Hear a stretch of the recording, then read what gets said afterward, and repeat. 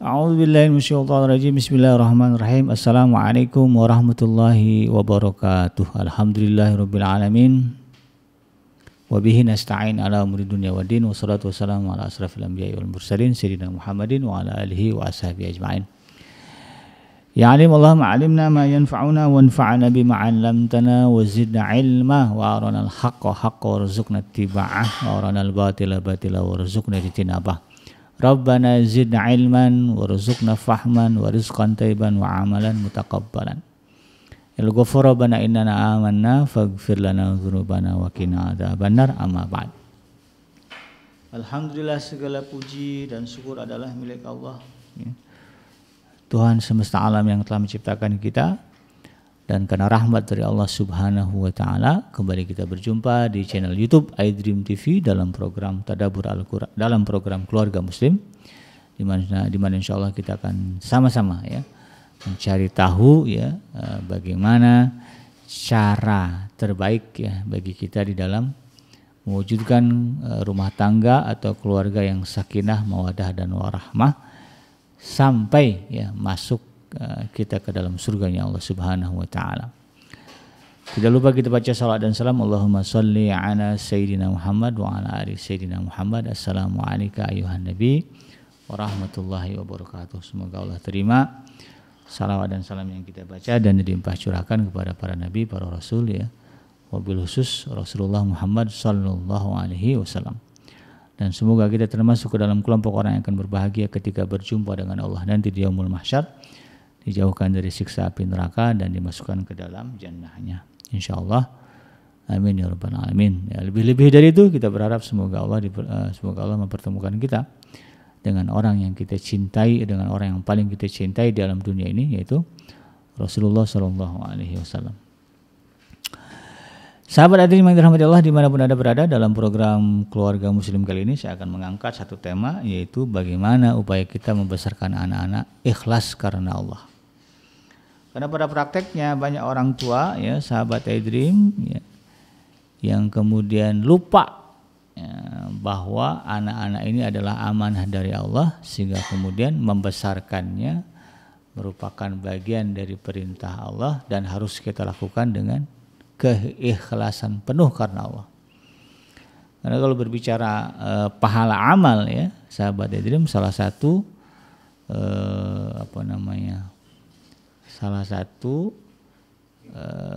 timbangan di dalam mengerjakan amal agar diterima oleh Allah adalah keikhlasan. Jadi Allah hanya akan menerima amal-amal yang dilakukannya karena Allah, ikhlas karena Allah. Tidak ada motif lain.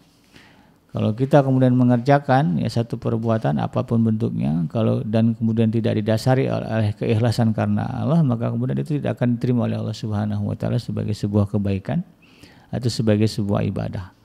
Termasuklah ketika kita berbicara bagaimana mengurus, menjaga keluarga kita. Jadi istri adalah amanah dari Allah untuk kita, anak-anak juga adalah amanah dari Allah untuk kita. Bahkan orang tua juga amanah dari Allah bagi kita. Makanya kemudian kita diperintahkan untuk berbuat baik kepada orang tua. Istri juga jelas adalah amanah. Wa ashiruhunna bil ma'ruf. Bergaulah mereka dengan cara yang baik. Anak-anak apalagi?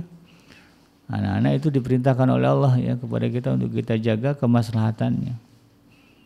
Karena bisa jadi kemudian kalau kita lalai, kita akan dimasukkan ke dalam neraka gara-gara anak. Demikian juga orang tua wasainal insana biwalidayhi, Allah mewasiatkan agar kita berbuat baik kepada orang tua kita wasainal insana biwalidayhi ihsana dalam surah Luqman. Semua itu adalah amanah yang kalau kemudian kita sadari bahwa ini adalah amanah dari Allah, lalu kemudian kita mengurus, merawat, menjaga mereka dengan niat karena Allah, maka itulah sebetulnya ibadah besar kita.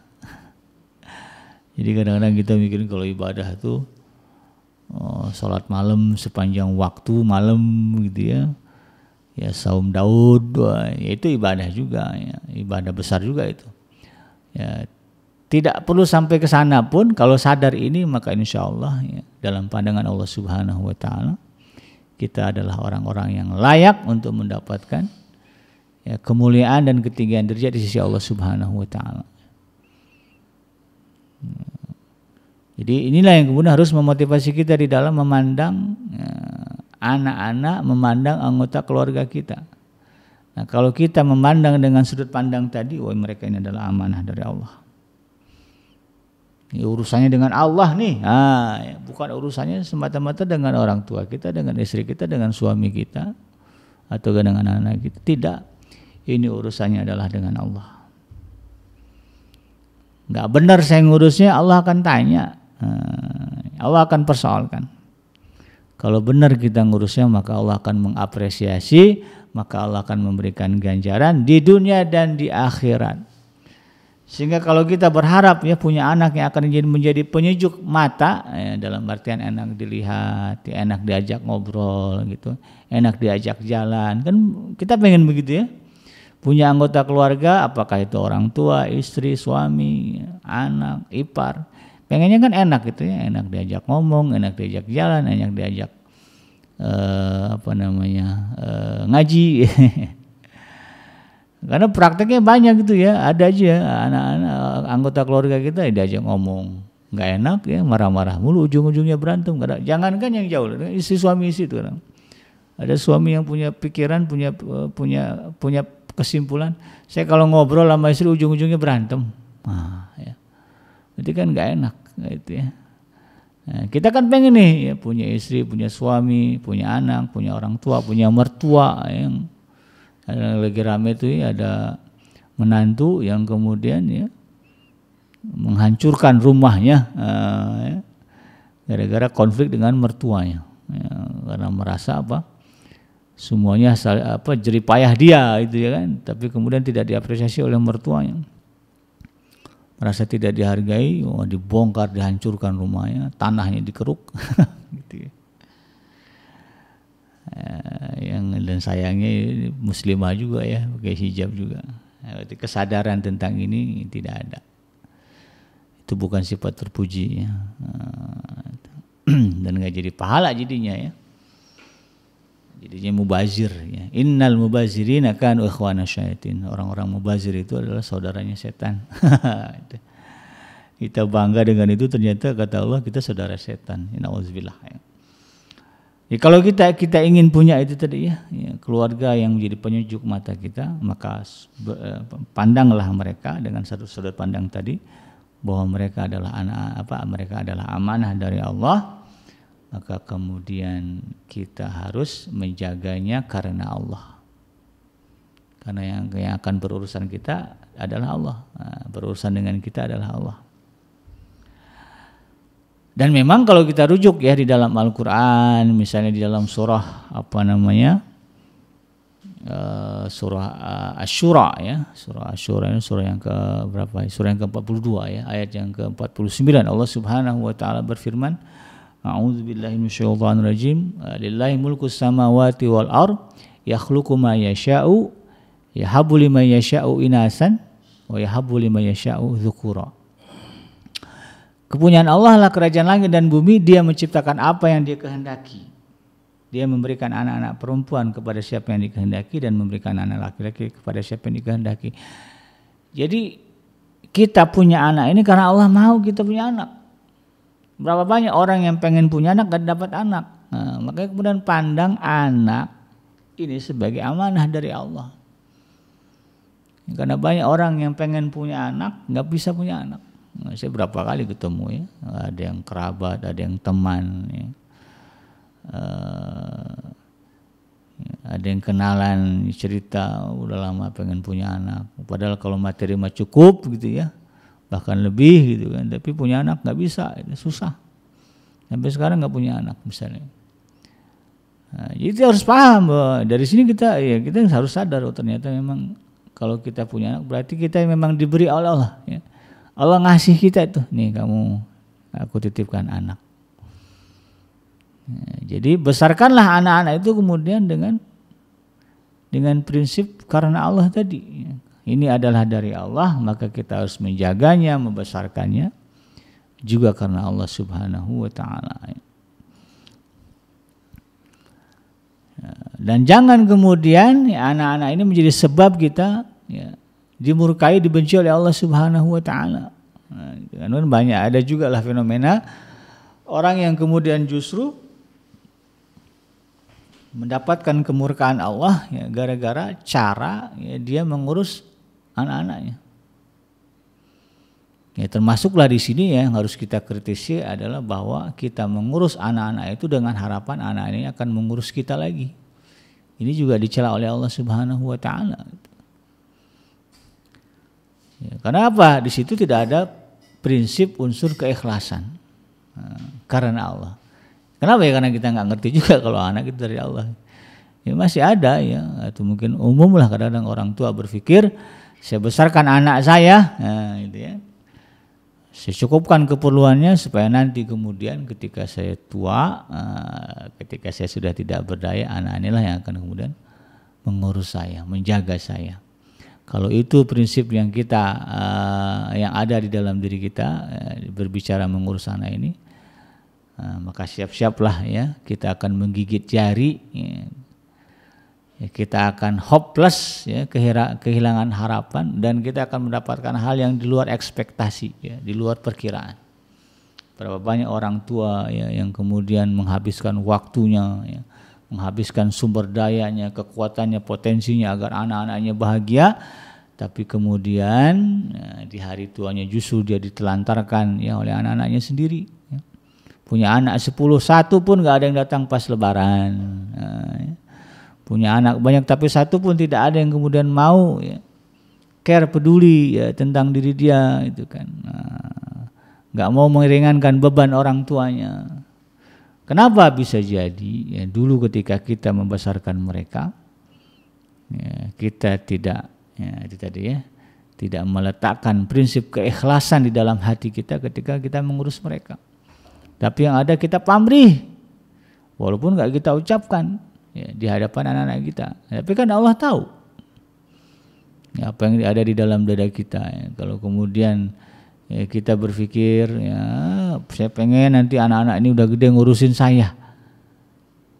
Emang bisa anak kita ngurusin kita? Nggak ada. Yang mengurus makhluk itu adalah Allah. Nah, di sini kadang-kadang terselip ya kesirikan halus ya, di dalam hati kita ya. Kita berpikir anaklah yang akan menjadi sandaran kita di hari tua ketika kita lemah. Dan sebetulnya itu sama aja kita mengabaikan Allah. Coba sekarang ganti prinsipnya, saya besarkan anak ini karena Allah, agar nanti ketika saya lemah, Allah yang akan mengurus saya. Allah yang akan memenuhi keperluan saya. Allah yang akan mencukupkan kehidupan saya. Allah yang akan menjadi penghibur ya, saya di hari tua. Kalau itu prinsipnya ya mudahlah bagi Allah. Walaupun anak-anak kita durhaka, walaupun anak-anak kita kemudian meninggal duluan sebelum kita tidak akan terlantar. Kita tidak akan terabaikan ya, kita tidak akan tersisihkan, terpinggirkan, apa disebutlah ya. Karena Allah Subhanahu wa taala zat yang maha menguasai ya, penguasa alam semesta ini, dia memperhatikan kita, dia mengurus kita, dia merawat kita. Dia adalah yang maha kuat. Kita lagi lemah ya, udah ringkih gitu ya. Tapi karena kita bersandar ya, dijaga oleh Allah yang maha kuat, tidak ada satupun yang bisa kemudian melemahkan kita, memudaratkan kita, membahayakan kita. Berapa banyak yang masyayikh ya, karena kealimannya, keikhlasannya semasa muda ya, ketika dia mengurus keluarganya di hari tuanya ya, tidak ada yang kemudian bisa mencederai kehormatan kemuliaannya. Justru ya ketika dia meninggalkan alam dunia, orang bersedih gitu ya. Ya ulama-ulama gitu tuh ya, yang berhasil mendidik anak-anaknya menjadi pribadi-pribadi yang soleh ya, karena kesolehan dirinya juga sebagai orang tua. Maka di hari wafatnya, jangankan anaknya ya, jangankan tetangganya, yang orang yang jauh yang pernah mengenal diri dia ya, ulama-ulama kita banyak yang sedih gitu kan ya, merasa berat ya ditinggalkan oleh orang sebaik itu. Jadi ini yang kemudian harus menjadi prinsip kita dalam kehidupan kita. Dan jangan kemudian ya, kita pandang anak-anak kita ini menjadi aset ya, aset sebagaimana orang-orang kafir memandang anak-anak mereka. Ini kalau kita lihat ya kalau lihatlah kehidupan orang-orang kafir, ya orang-orang yang tidak beriman kepada Allah, ya, banyak yang kemudian menjadikan anak-anak mereka sebagai aset, ya, sebagai investasi bahkan ya. Ya, tapi bukan investasi akhirat, bukan aset akhirat, tapi aset dan investasi dunia. Makanya kemudian lahir istilah mengeksploitasi, ya, eksploitasi anak. Punya anak cantik, punya anak tampan, punya anak pintar, dieksploitasi untuk mendapatkan keuntungan. Dan kita orang Islam dilarang oleh Allah Subhanahu wa taala melakukan hal itu. Karena anak-anak adalah amanah dari Allah. Ya, ketika Allah mempercayakan dia kepada kita, maka sebetulnya yang Allah inginkan dari kita adalah bagaimana kita bisa membimbing anak-anak kita menuju Allah Subhanahu wa taala. Bukan kemudian kita mengeksploitasi mereka untuk kepentingan dunia kita. Nah, di dalam surah At-Taubah misalnya ayat yang ke-9 Allah Subhanahu wa taala berfirman, surah At-Taubah surah yang ke-9 ayat yang ke-85 ya. Allah Subhanahu wa taala menegaskan la wala tu'jibuka amwaluhum wala auladuhum innama yuridullahu ayyu'adzibahum biha fid dunya wa tazhaqu anfusuhum wa hum kafirun. Dan janganlah harta benda dan anak-anak mereka, orang-orang kafir maksudnya, menarik hatimu ya. Enak juga dia punya anak begitu pintar, bisa juga ya. Hebat juga dia mengelola anak-anaknya ya, sehingga kemudian anak-anaknya ini menjadi sumber kekayaan bagi dia gitu ya. Kata Allah, jangan kemudian kita merasa ingin seperti itu ya, menarik ya, tertarik hati kita dengan pola asuh seperti itu. Tidak boleh ya. Kenapa? Innama yuridullahu ayyu'adzibahum biha. Justru ya, anak-anak mereka itulah yang nanti kata Allah, harta-harta mereka itulah kata Allah, anak-anak mereka itulah kata Allah yang akan menjadi sumber bencana bagi mereka. Ya, Allah menghendaki akan mengazab mereka di dunia ya, dengan harta dan anak-anak mereka itu. Watazhaqa anfusuhum ya. Dan agar kemudian ya nyawa mereka mati wahum kafirun ya, dalam keadaan kafir. Ya, jadi mindset kita, pola pikir kita sebagai seorang muslim harus berbeda 180 derajat dari mindsetnya orang-orang di luar Islam.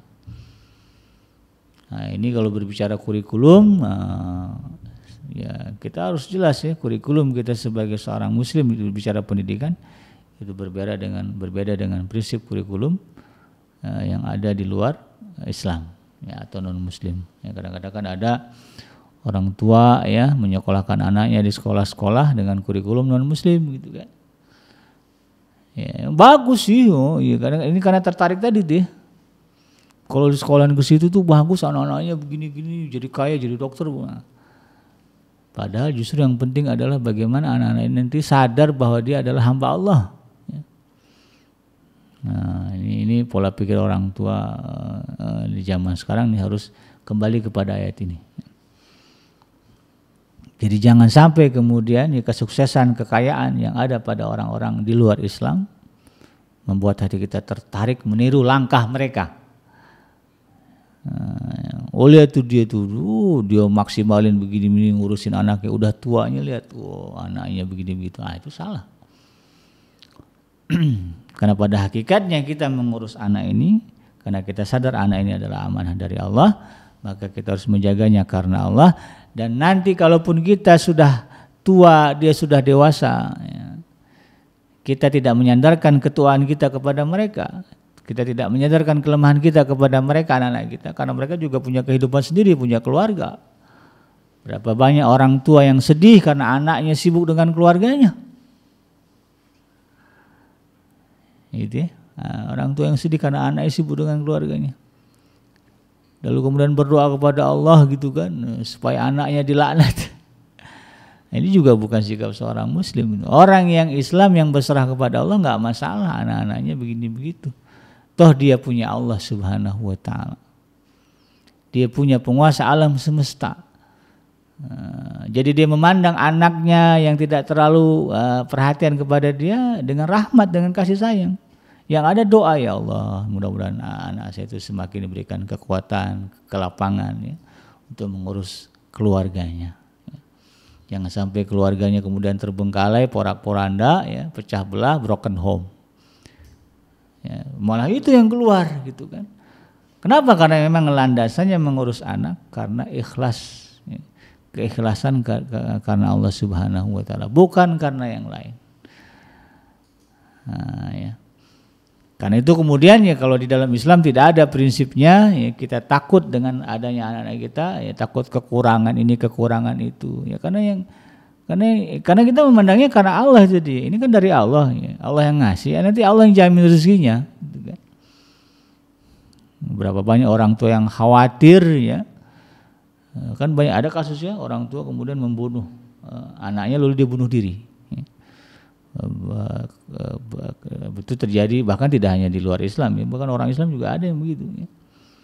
Pisah suami istri atau gimana ada masalah ekonomi ya, atau terjebak pinjol dan sebagainya ya, dia pengen mati tapi dilihat anaknya 2 orang masih kecil, mikir gitu kan, nanti gimana nanti dia yang terjerat pinjol, nanti dia susah, akhirnya dia bunuh anaknya dulu kemudian baru dia bunuh diri. Nah, fenomena ini muncul karena tadi dia tidak mengerti bahwa anak adalah amanah dari Allah. Nah, dan harus dibesarkan dibesarkan karena Allah gitu kan, bukan karena yang lain. Makanya Allah menegaskan di dalam surah Al-Isra, surah ayat yang ke-17 ayat yang ke-31 ya, wala taqtulu auladakum khasyata imlaq. Dan janganlah kalian tega ya membunuh anak-anak kalian karena takut miskin. Nahnu narzukuhum wa iyyakum, ya, karena kamilah yang memberikan mereka dan kamu rezeki. Ya, jadi kita juga kalau udah tua begitu prinsipnya, jangan menggantungkan hidup kepada anak. Rezeki kita di tangan Allah bukan di tangan anak. Ya, maksimalkan pendidikan, bagaimana kita membesarkan anak-anak karena Allah. Ya. Jangan takut miskin begitu ya. Ya, kalau ada uang kasihlah. Nanti kalau pensiun gimana? Lah pensiun mah urusan Allah nanti. Ya. Rezeki kita tidak hanya ada pada gaji pensiunan kita, ada yang lain yang Allah berikan. Nah, ini kalau dikalkulasikan pakai matematika ya kita bingung. Karena memang prinsip matematika agama dengan matematika dunia ya beda. Matematika agama itu penuh dengan surprise dan kejutan, gitu ya. Nah, logis tapi kemudian penuh dengan surprise dan kejutan. Jadi kemudian Allah larang ya kita kemudian berpikir aneh-aneh ya, karena ketakutan yang muncul ya, ketika kita menjaga, merawat, membesarkan anak-anak kita. Bahkan Allah tegaskan inna qatlahum kana hil'an kabira. Sesungguhnya membunuh anak-anak itu ya, karena perasaan tadi itu, ya membunuh anak-anak itulah ya. Karena hil'an kabira itu adalah dosa yang besar. Jadi saya kadang-kadang nggak habis pikir kalau ada orang tua dia Muslim kemudian tega membunuh anaknya dengan alasan apapun, apalagi cuma gara-gara alasan takut tadi masalah ekonomi gitu ya. Bagaimana dia akan menghadap Allah, bagaimana dia bisa berdiri tegak di hadapan Allah sementara dia membawa dosa yang sangat besar, kata Allah Subhanahu wa taala. Itu terjadi semata-mata karena kebodohan ya. Karena ketidaktahuan yang disebabkan oleh kelalaian ya. Bodoh karena tidak tahu dengan bodoh karena lalai itu beda ya. Allah akan menghukum kebodohan karena kelalaian. Bisa ngaji, bisa belajar, nggak ngaji, nggak belajar. Ini dihukum Allah. Udah ngaji, udah belajar, ada yang lupa, ada yang belum tersampaikan, itu berbeda persoalan. Nah, ini yang kemudian kita harus pahami. Jadi ya di dalam momen kali ini saya mengingatkan sebetulnya diri saya pribadi ya, dan juga sahabat iDream, mari kita sama-sama sadari ya, kita pandang keluarga kita, apakah itu orang tua, mertua, suami, istri ya, kemudian anak ya, kemudian mungkin ipar ya, siapapun lah ya yang ada di dalam keluarga kita adalah bagian dari amanah yang Allah berikan kepada kita. Allah mengamanahkan mereka, maka kemudian kita urus mereka, kita besarkan mereka karena Allah dan tidak ada motif lain. Jangan karena ingin ya nanti ipar kita ya kalau dia sukses dia akan datang kepada kita lalu membalas kebaikan kita. Jangan, itu abaikan, jauhkan.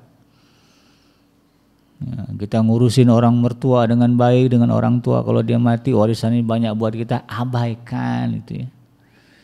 Berapa banyak yang begitu kan, ya, baik-baik ngurusin orang tua, ngurusin mertua supaya dapat warisan gede, ujung-ujungnya nggak dapat juga tuh. Gitu ya. Banyak yang begitu. Tapi justru anak yang ikhlas ngurusin orang tuanya, ya, walaupun katakanlah nggak dikasih warisan, dia makmur malah hidupnya, ya, lebih kaya dia daripada saudara-saudara yang ribut dengan warisan. Banyak yang begitu. Ya, karena memang sumber rezeki itu adalah Allah Subhanahu wa Ta'ala. Demikian sahabat Etrim yang dirahmati Allah, mudah-mudahan bermanfaat.